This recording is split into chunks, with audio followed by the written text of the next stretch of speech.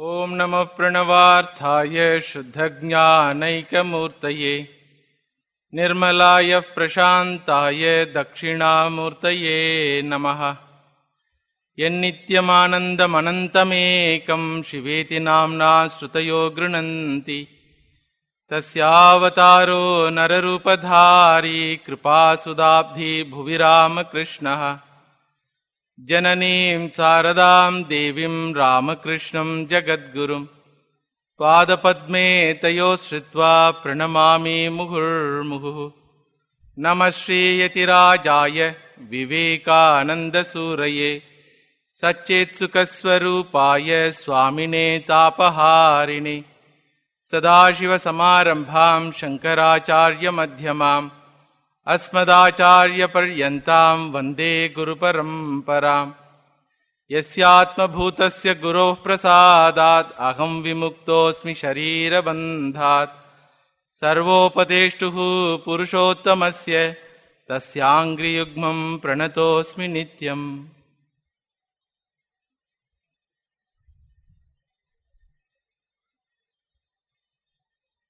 In our Vedic culture, devotion to the Lord is the integral part of our daily life. That devotion is expressed through various modes and attitudes. Among them, Nama Sankirtana Bhakti, singing the glory of the Lord, is very, very efficacious practice, devotional practice. Therefore, in all types of sampradayas, this Nama Sankirtana Bhakti is practiced. And during evening Sandhya Kala, this Nama Sankirtana Bhakti is performed in the form of Arati ritual. In Arati, 5 articles are offered: Deepa, Dhupa, Jalam, and then Chamara and flowers. So this is a sign of offering our own Pancha Indriyas. Since it is done with devotional attitude, mind also is offered. Singing the glory of the Lord, the devotee offers his sense organs and the mind in order to get purification. And in our Ramakrishna Sampradaya, we also conduct evening Arati. Swami Vivekananda has given a beautiful song for this Arati ritual. This song, if it is sung without knowing the meaning, it is called Nama Sankirtanam. If it is sung keeping the meaning in the mind, it is called Vedanta Vicharaha. So it will be nice to know the meaning of this song. And if you read this song, Swami Vivekananda has poured his devotion to his Ishta Devata, Bhagavan Sri Ramakrishna, and we can see the depth of Swamiji's scriptural knowledge. This song contains all the essential teachings of Vedanta. Khandane bhavabandhane jagavandane vanditomai niranjane nararupadhare nirgune gunamai. The very first shloka gives 5 essential teachings of Vedanta. In this very first shloka itself, Swamiji reveals Brahma Swarupa. Who is that entity whom we want to worship? What is the nature of the worshipper, Jiva Swarupa? Then what is the cause for our suffering, Samsara Karanam? Then fourth one is Avatara Tattva, how Bhagavan manifests as Karuna Murti. Then fifth one is Moksha Upayaha. What is that most efficacious sadhana for getting rid of this samsara? So Brahma Swarupam, Jiva Swarupam, Samsara Karanam, Avatara Tattvam, Moksha Upayaha. All the 5 teachings are given in the very first shloka itself. What is that Brahma Swarupam? The Lord is non-dual infinite conscious entity which manifests as the creator, creation and the creature. What is the nature of the worshipper? Jiva Swarupam. In reality, the worshipper himself is that infinite non-dual conscious entity. Then what is the samsara karanam? Not knowing this fact about oneself, ignorance of this truth about oneself is the cause of suffering. Then fourth one is avatara tattvam. Whenever humanity forgets this fact about itself, Bhagavan manifests in a special form in order to revive this teaching parampara. Then fifth one is moksha upayaha, gunagana kirtana bhakti. At the beginning stage, the bhakti is expressed in the form of glorifying the Lord, singing the glories of the Lord. And as even maturity is gained, the same glorification is used for Swarupa Vichara, Vichara Bhakti, Jignasa Bhakti it is called. So in this first shloka, Khandane Bhava Bandhane Jagavandane Vanditomai Niranjane Nararupadhare Nirgune Gunamai. The devotee says, we worship that Lord who is non-dual infinite conscious entity, who is the embodiment of all blessed qualities and who is without ignorance and sin, who has manifested in the human form, who is worshipped by the humanity, who is the destroyer of bondage. That entity I worship.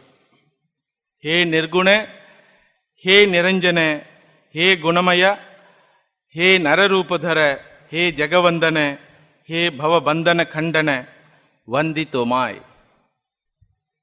It's a mixture of both Sanskrit and Bengali words. 2 words are here, Gunamai and Vanditomai. Gunamai is taken from the Sanskrit word Gunamayaha. Vanditomai, Tvam Vande is given here as Vanditomai. For what purpose you worship the Lord? Mama Bandhana Kandhanartham. What is the necessity of worshipping the Lord? One should be very clear enough. Phalam anuddishya mandopi na pravartate. Bhagavan Shankaracharya says, even an idiot doesn't do any action without keeping in mind the result for him. So therefore, we should be very clear what is the purpose of singing the glory of the Lord. We can sing the glory of the Lord as Artha Bhaktaha, Artharthi Bhaktaha, but those things will not help us to get rid of samsara. Therefore here, the Bhaktaha mentioned here is a Jignasu Bhaktaha. Therefore he says, he invokes the Lord in the form of Bhava Bandhana Kandana, the destroyer of samsara. The Lord is invoked as the destroyer of samsara. Therefore, the implied meaning of this word is Mama Bandhana Kandhanartham. I want to get rid of samsara, therefore I invoke the Lord in the form of the destroyer of samsara. If I want money, I invoke the same Lord as Ashtalakshmi. If I want erudition, scholarship, I will invoke the Lord as Saraswati. Here, being Jignasu, the devotee invokes the Lord as the Khandana Bhava Bandhana. So we will see each word, because each word has lot of philosophical significance. In this shloka, Swamiji uses 3 Vedantic words to reveal the nature of the Lord. Who is that Lord whom we want to worship? First word is Nirgunaha. If you memorized the song, it will be nice. second line, third word. It is mentioned Nirgunaha. Nirgunaha means what? The Lord without any attributes. Then second Vedantic word is Gunamayaha, the Lord who is with full of blessed qualities. The third one is Niranjanaha, the Lord who doesn't have any stain, any impurity. So we will see first word Nirgunaha. This word comes in Shvetashvatara Upanishad. Eko devaha sarvabhuteshu gudaha sarvavyapi sarvabhutantaratma karmadhyakshaha sarvabhutati vasaha sakshi cheta kevalo nirgunascha. Nirgunaha, this word is there. Nirgunaha means gunarahitaha, without any guna, without any attributes. What do you mean by guna? Sattva, rajas, tamo guna, they call it. He doesn't have any attributes.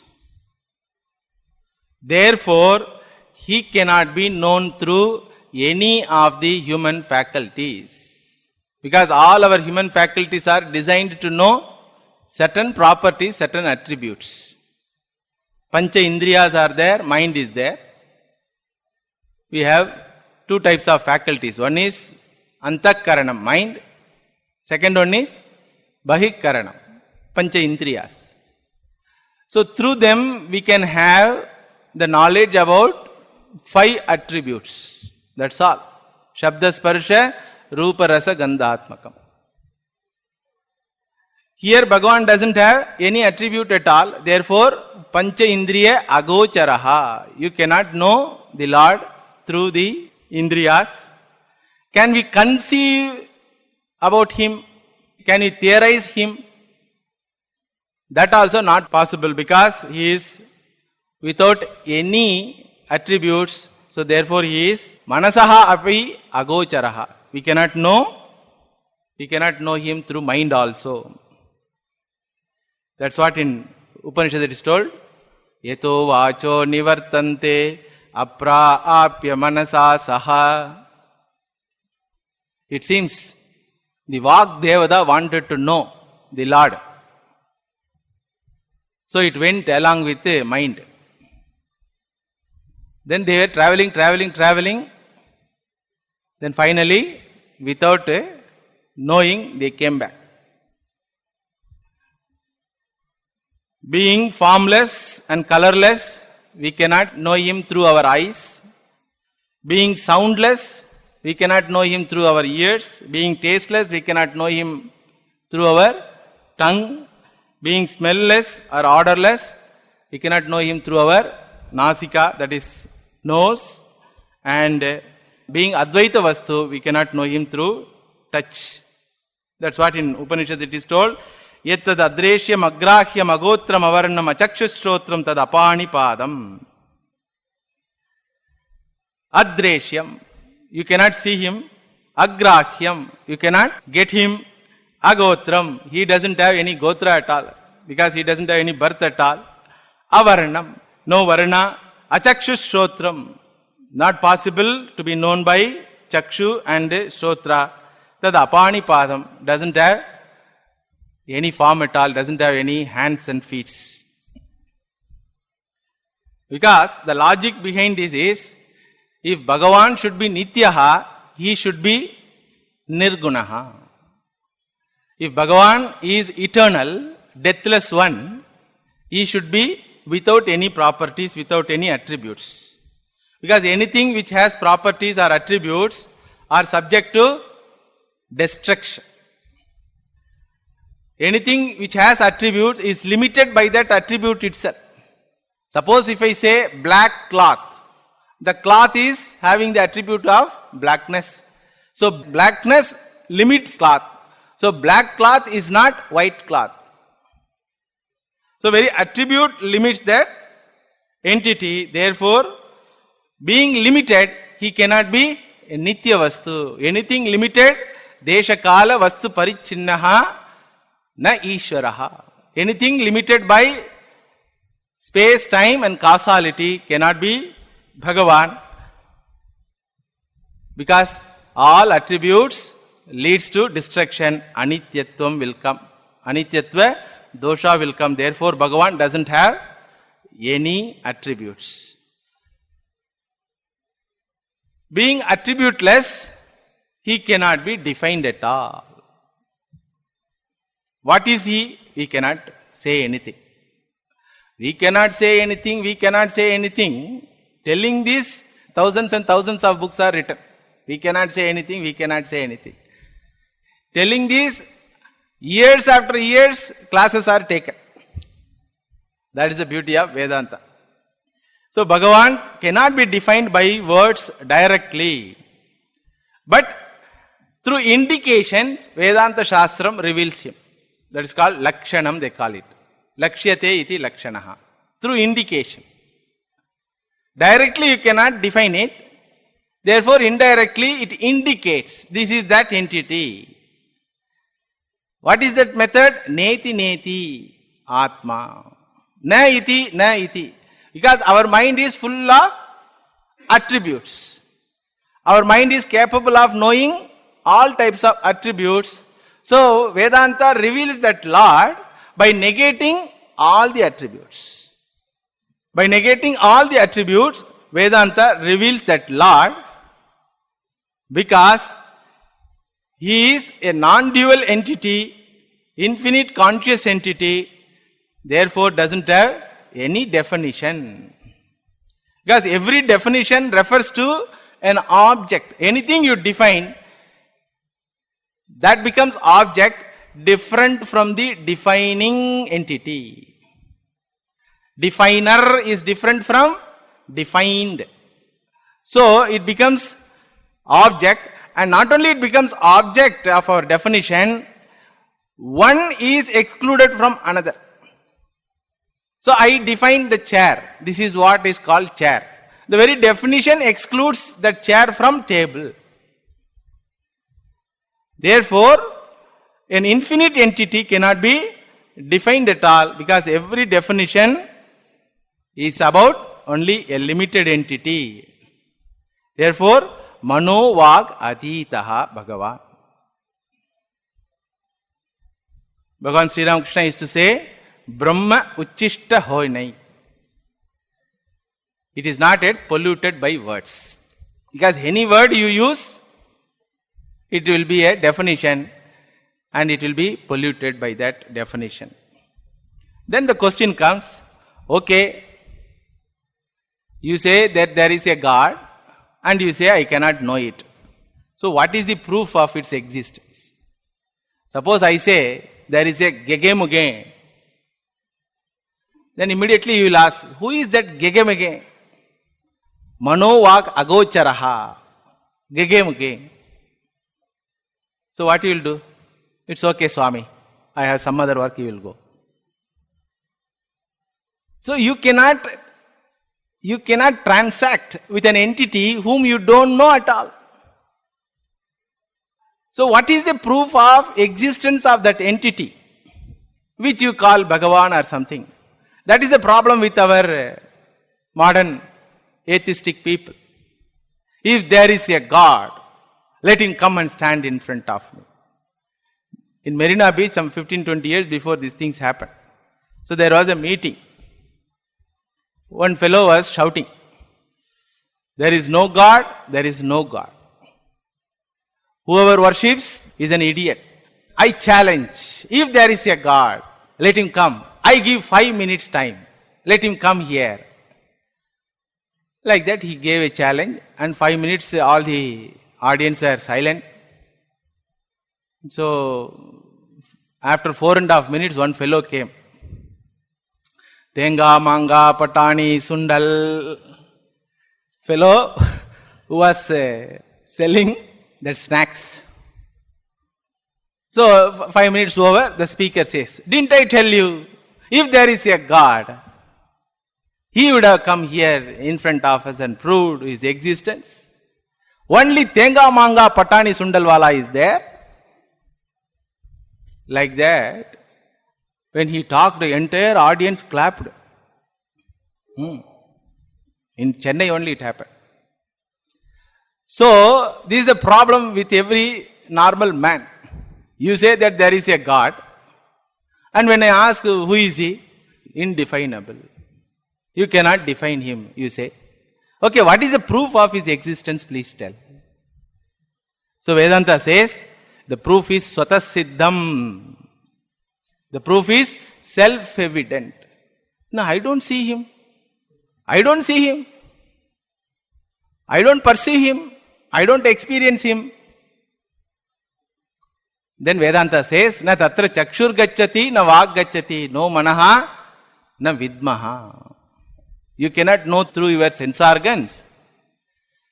Anya devatad viditad atho aviditad adhi. It is beyond the known and unknown entity. What we understand? That's what Vedanta.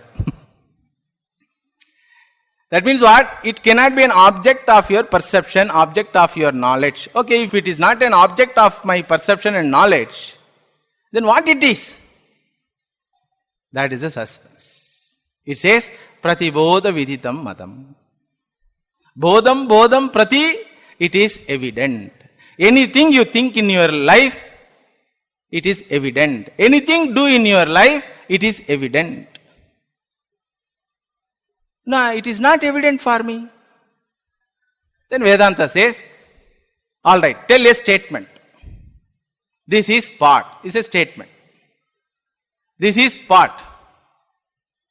This is cloth. This is table. This is chair. What is there in every statement? Common factor?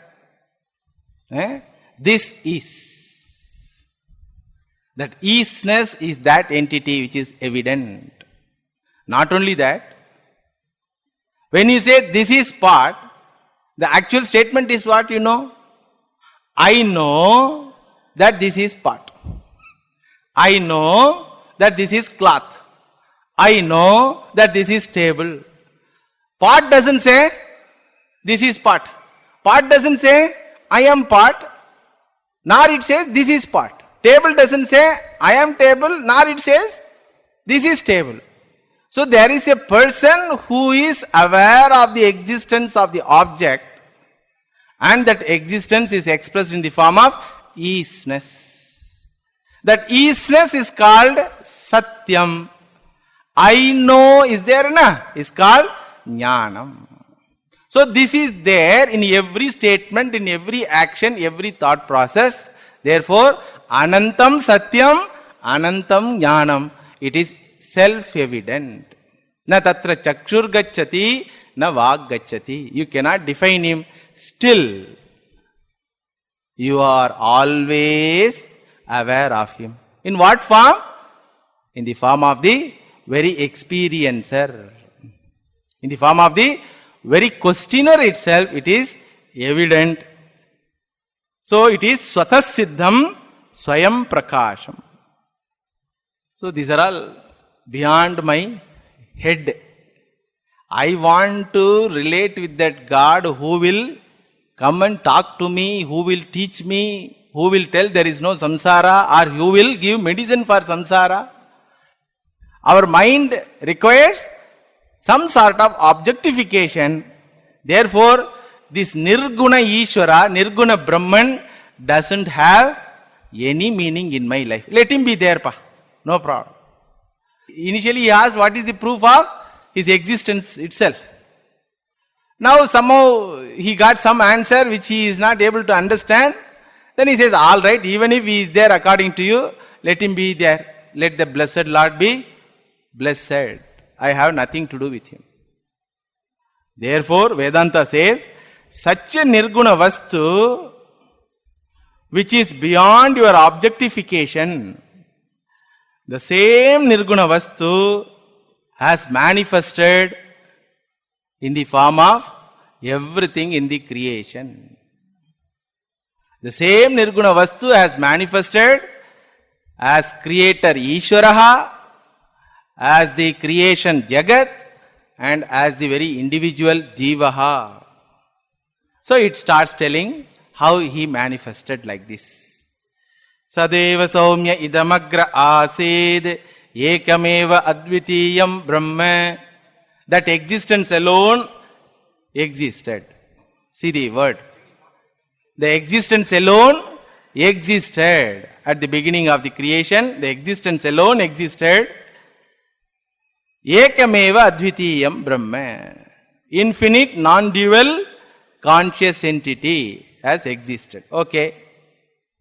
So kamayat bahusyam praja eti satapo tapyat satapas taptva sarvam idagum asrujat etitam kincha tat srishtva tadevanupravishat.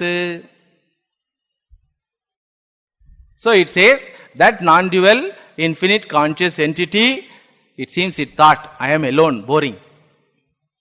Therefore, let me become everything so that I can have nice leela.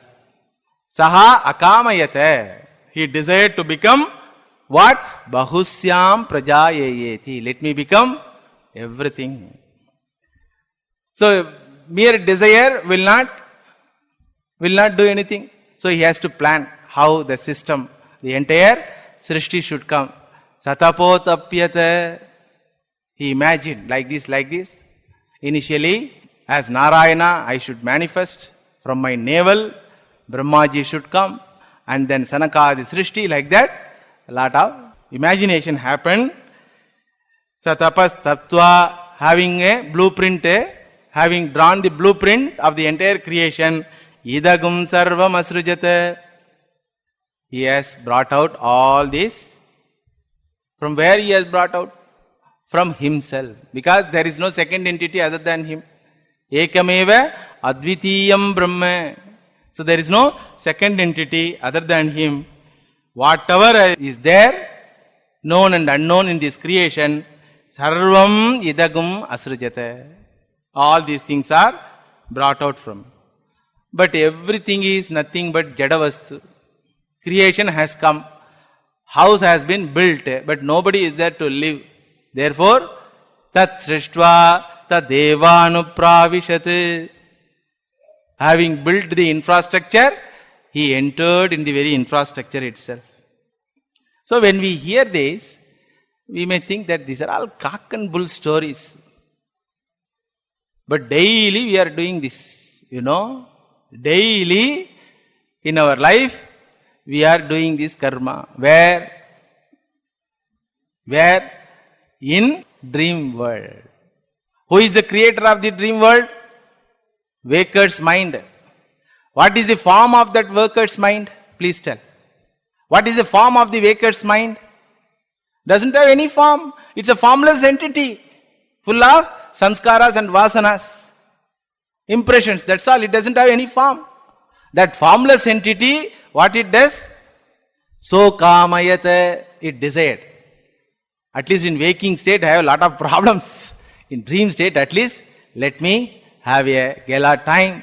So kamayata bahusyam praja eti. So he has become, the waker's mind has manifested itself in the form of the dream world, dream objects, dream kala, dream space, dream panchabhutas. Not only that, satapas taptva idagam sarvam asrujate, having created this entire thing, tat srishtva tadevanupravishat. The very waker's mind entered the dream. So, these are all poetical language in the Upanishad. What we should understand, in what way we should understand is, the non-dual, formless, infinite conscious entity has manifested, appears in these three forms. What are all the three forms? Ishvaraha, Jagat and Jivaha. Ishvaraha means Nirguna Tattvam, Nirguna Brahman plus Maya Shakti.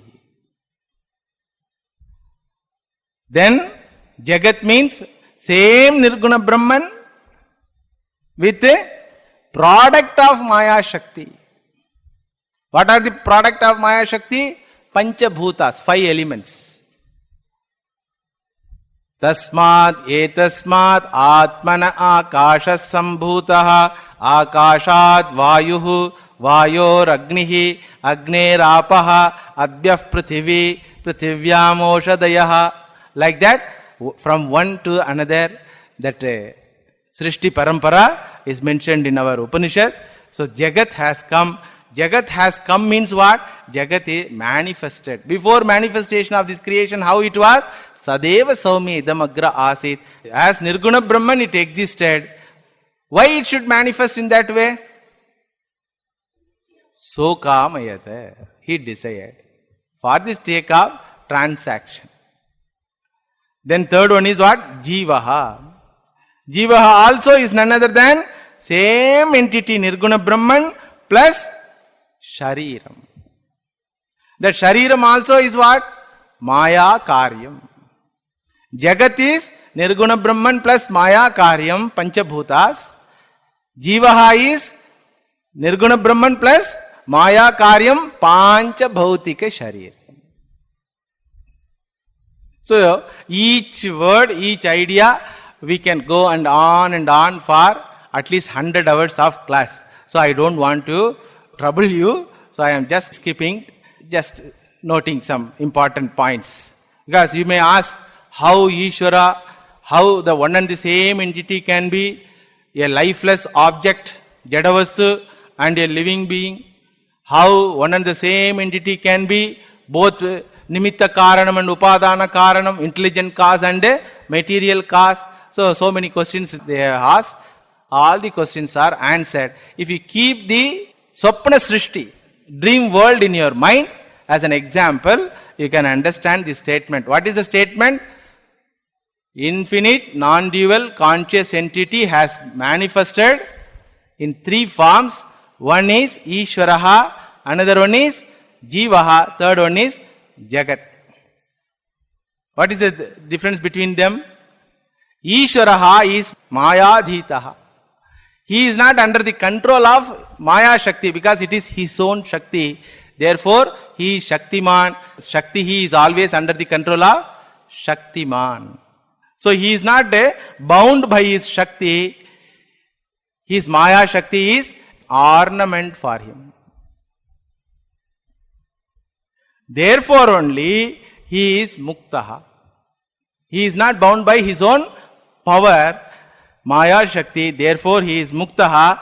What is the power of Maya Shakti? Two powers are there for Maya Shakti. One is Avarana Shakti, another one is Vikshepa Shakti, they tell. It covers the reality and projects the unreality. It covers the reality and projects the unreality. I am not able to understand that, Swami. You can understand this statement when you enter a cinema theatre. When you enter a cinema theatre, what is there? Broad light is there, clean white screen is there. Then slowly the light is put off, slowly dimmed, made to be dim. So it covers the reality called screen. Then projects the unreal World War II. Unreal film called World War II. So some people are terribly afraid of seeing that film. Some people even cry. While crying itself, they will see others also are crying or not. It's all nothing but shadows. So these two things are done by what? Maya Shakti, Avarana Shakti, Vikshepa Shakti. Bhagavan's knowledge is not covered by Maya Shakti. Therefore he knows, I am playing this role, I am seeing the cinema, he knows. Like a person who operates that projector. Will the projector cry seeing that cinema? He will not cry. And he will be bored hearing the same dialogue show after show. He will start projecting and get away from the room. Correct?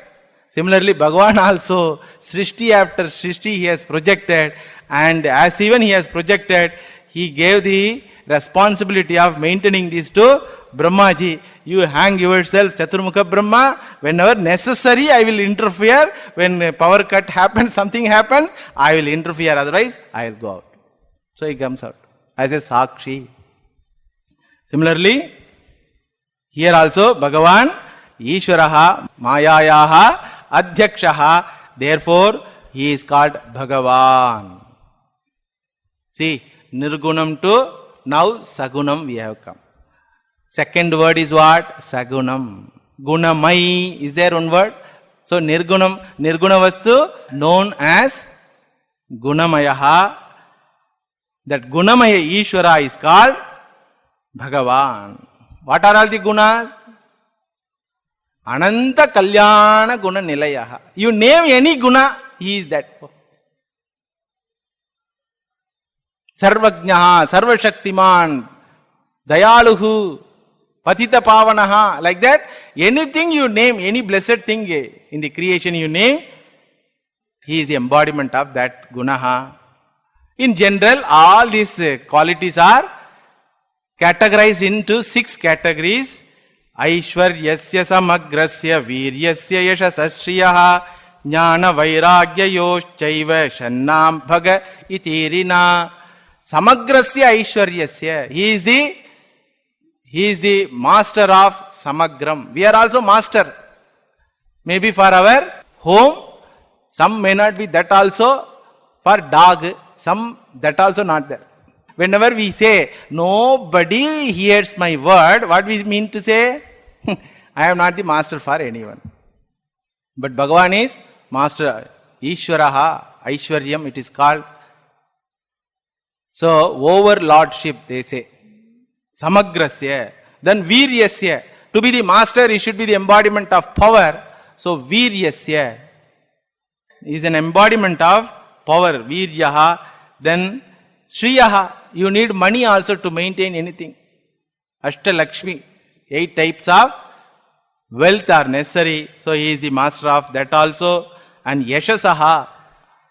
Everybody should obey him and glorify him. All these things are there, but still he is not attached to all these things because he knows these are all nothing but Maya, Shakti. It is not my intrinsic nature. So some drama is going on. This jnanam is there. Therefore, he is a Vairagi. He is not attached. If a child dies in our home, we cry. Because we are the parent of that child. Bhagavan being parent of all the children in the creation, suppose if he doesn't know this truth and doesn't have Vairagyam, what will be his condition?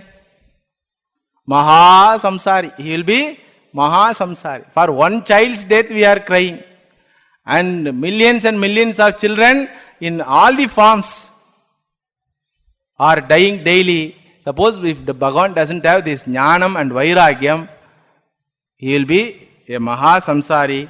Because of this Jnanam and Vairagyam, that Nirguna Vastu, which has manifested as a Gunamaya Vastu, is Ananta Kalyana Guna Nilayaha.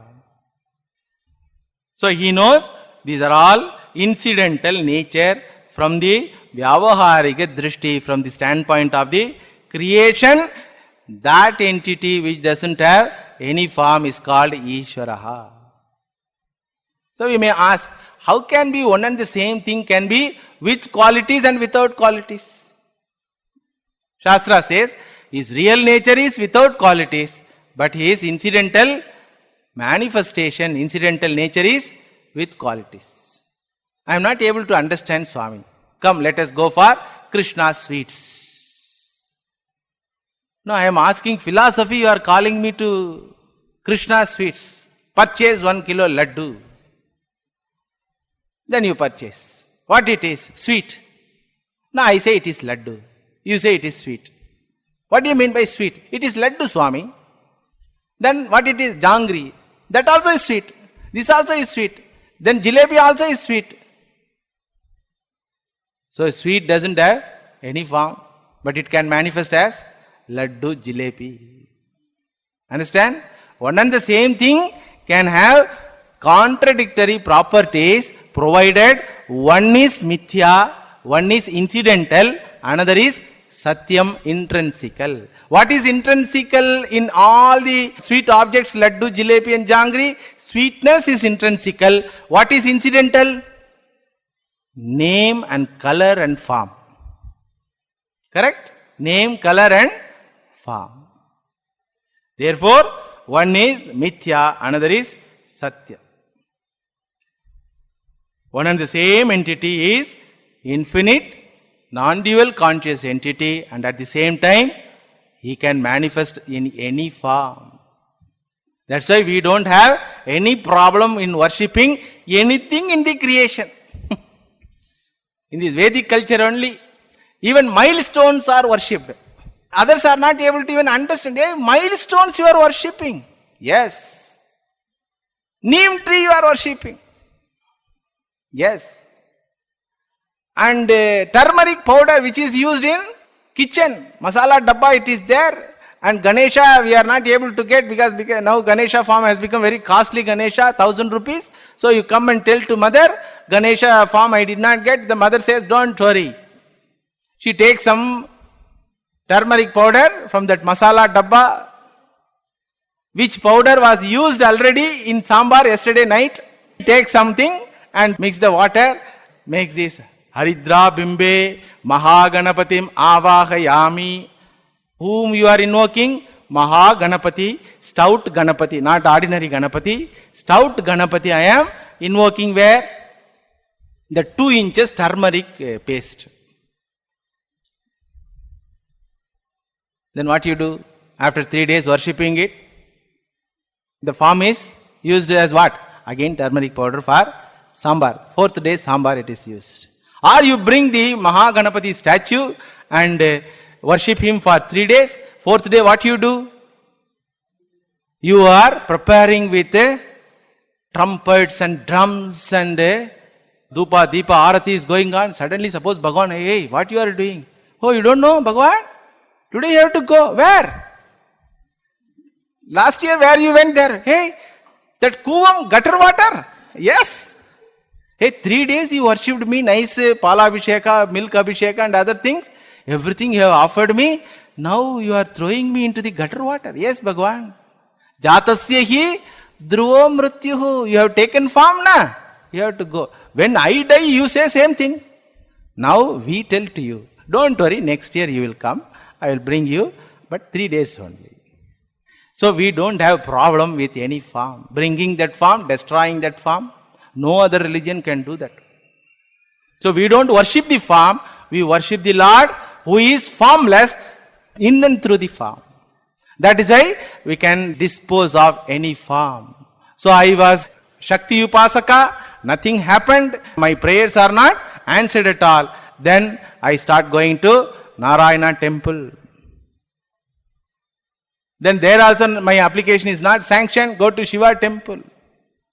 There also failed, go to Hanuman temple. There also failed. All the 33 crore and odd deities are tried. Other religions I will go. No problem. I can go to any form because I know in all forms who is the one entity intrinsically available? That Nirguna Vastu. That Nirguna Vastu who has manifested in the form of everything in the creation. Not only special forms, all the forms are his own manifestation only. That's why Narayanaha Devo Bhava, Shastra says. Same Shastra says, Matru Devo Bhava, Pitru Devo Bhava, Acharya Devo Bhava, Achiti Devo Bhava. A guest should be treated as the God. Same kunkuma, same water, same arati plate is used. The plate which is used in puja room is used for entertaining the guest. When you do Pada Abhisheka, what you do? From where you are bringing? Separate plate you keep in your house? No. Yesterday you used that kunkuma for putting tilak on the Lord's form. Today you use the same kunkuma for putting tilak at the feet of a sadhu, feet of a atithi, feet of an acharya. Correct? So there is no difference at all because all are forms of the same entity. Alright, will he not be tainted by all these qualities? Will he not be tainted? Shastra says, no, he cannot be tainted because asangoyam purushaha. Asangoyam purushaha. He is asangaha. He cannot be tainted because He is Paramarthika Satyam, qualities are Vyavaharika Satyam. I am not able to understand, Swami. Your dream money is lesser order of reality than the waking bank balance. You accept? Your dream lottery money is not affecting your waking bank balance. Do you accept? But you counted that lottery money. I counted, Swami. And morning, can you go to the bank and say, sir, have you credited my 1 lakh? 1 lakh? Which 1 lakh? No, in dream I deposited, sir. Oh, you please go and ask the dream bank manager, he will tell. So, one is reality, another is appearance. So, Nirgunatvam is the reality, intrinsic nature. Sagunatvam is appearance, incidental nature. Therefore, these incidental properties and qualities don't affect the Lord. Therefore, he is called Niranjanaha. Third word. Niranjanaha. He is not affected by any properties. Chaturvarnyam maya srishtam guna karma vibhagashaha tasya kartaram apimam vidhi akartaram avyayam. Bhagavan says, I only created this factory called creation and employed 4 types of citizens. Arjuna, you please try to understand, I have not created. This is the statement of the shloka. Suppose somebody comes and tells to you, sir, I am the owner of this factory. Please understand, I am not the owner of this factory. If anybody says, what you will do? Innanga achi? Up to yesterday you were nice only. Can you repeat? I am the owner of this factory, but you should know the truth that I am not the owner of the factory. If anybody says, what you will do? Alright, let us go to Kirpakam Medical College. But Bhagavan says same thing. I am the owner of the factory called entire creation. Arjuna, please understand the truth. What is the truth? I am not the owner of the factory. How can he say so? We all say so. I am the creator of the world. Please understand, I am not the creator of the world. Which world? You have to ask. Dream world. So one is lesser order of reality. Another one is higher order of reality. Therefore, Bhagavan is not tainted. He is not covered by Avarana Shakti of Maya. Therefore, he is Sarvajnaha. He knows that he is untainted entity. Ajnana Rahitaha. He is not identifying with his role. Therefore, he is not affected by the qualities of that role. Ajnana Rahitatvat Akarta. He is not Karta. Akartrutvat Punya Papa Rahitaha. Therefore, Niranjanaha. It's a beautiful word. Ishvara is not subject to Maya Shakti. He is not under the control of ignorance. Bhagavan Sri Ramakrishna used to say, cobra's poison will not hurt cobra.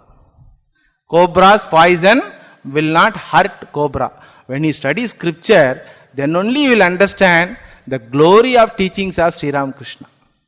The gospel of Sri Ramakrishna, that Amuda Morigal is there, na? You can nicely appreciate, take it seriously, that scripture, only when you go through these traditional scriptures. See, such a beautiful idea with small imagery, Bhagavan tries to explain. Here, what is that idea? Even though Bhagavan is with all qualities, he is not affected by those qualities. What is the example? Cobra is not affected by cobra's poison. But others are affected. That is why Shiva, you can see that a snake will be moving around him. Because he is not affected by. Another example they will tell, 2 people are surrounded by police. One is Prime Minister, another is terrorist. Both are surrounded. Maybe terrorist may have higher level of security. So Prime Minister may have only 20 police officers or somebody. Here terrorist may have 200. So who is affected by whom? If you are Prime Minister, police Maya is under the Prime Minister. If the person is a terrorist, then he is under the control of Maya. So, Sarvajnaha chet Ishvaraha, Alpajnaha chet Jivaha. If you know this truth, you are Ishvaraha. If you don't know this truth, you are Jivaha. Bhagavan knows this truth, therefore not affected by the happenings of this creation. Therefore, Ajnana Rahitaha, Punya Papa Rahitaha. Therefore, Niranjanaha. Lot of significance is there for this word. We will see in the next class. While singing Arati, meditate on these three words: Nirguna, Gunamaya, and Niranjana. Niranjanam Nityam Anantarupam Bhaktanukampa Dhrida Vigraham Vai Yeshavataram Parameshamedyam Tam Ramakrishnam Shirasa Namami.